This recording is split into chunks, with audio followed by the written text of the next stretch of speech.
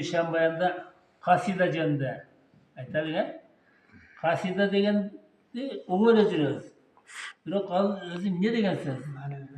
Kasida окуйт экен дегенде бул өтө күчтүү болду экен деп түшүнөбүз. Себеби kasida ар кандай ооруну сакайта турган дуа деп түшүнөбүз. Мунун антип аталып калышында негизги себеп кайсы? Бул нерсе ар элде ар кыл түшүнүк менен айтылат экен да. Орустарда, христиандарда бөлөк баягы бир адабияттарда ода деген бар го. Ыр түрүндө жазылган чаканыраак немелерди көлөм чыгарманы.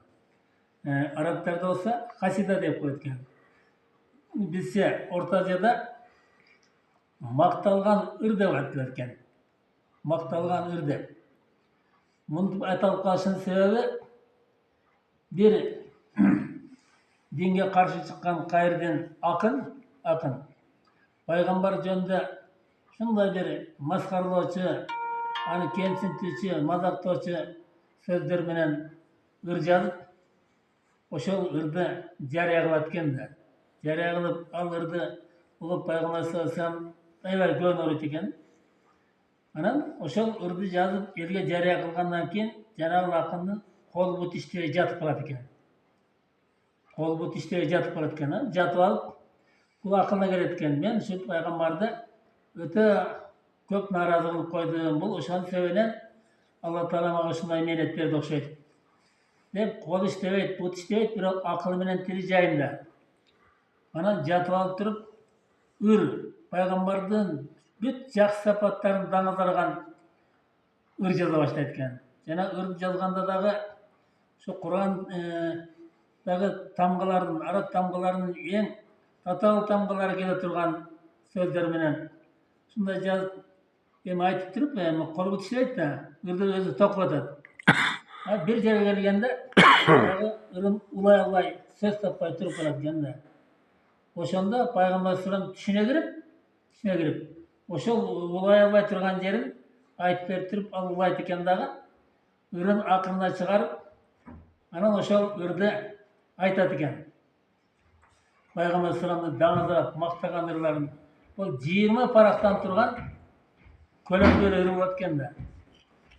Ошол ырды айтып Пайгамбар саламды мактап ырдагандан кийин шал болгон кол буттары иштеп өзүнө келип калат экен да. Анан туруп алып туруп Пайгамбар саламдын астына барып кылган ишине тооба келтирип, баягы ырын анын көзүнчө дагы бир сыйра өзүнө окуп берди дейт.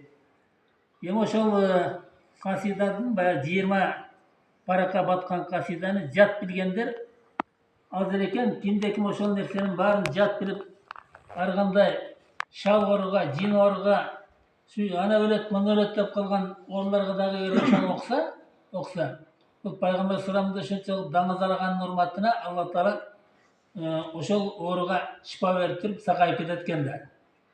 Бул касиданын касиети ошон үчүн ушундай улуу касиеттенет экен. Мунун негизгиси эле экен Пайгамбар саламдын жакшы жактарын даңазалаган бир улуу мактоо ыр экен да биздин тилде. Араб тилинде болсо бул касида деп аталып калат экен. Бизде эле касидачы молда касида окуйт экен деп коет. Алар бир кыска үзүндүлөрдү, бирок өзү кайсы экенин деле көпчүлүк кайсы Кур'ан экенин деле билбей калат го. Негизги мына ошол баягы 20 парактагынын баардыгын жатка билип, толук окуган адамдарды гана касидачы деп атаса болот экен да. Ошону дагы эки жолу кайталап атат. Кимде-ким Пайгамбар саламды даңазалаган 20 парак макталган ырды толук окуса оорулуга, ошол кандай абалда болсо дагы Алла Таала ошого шифа берет экен.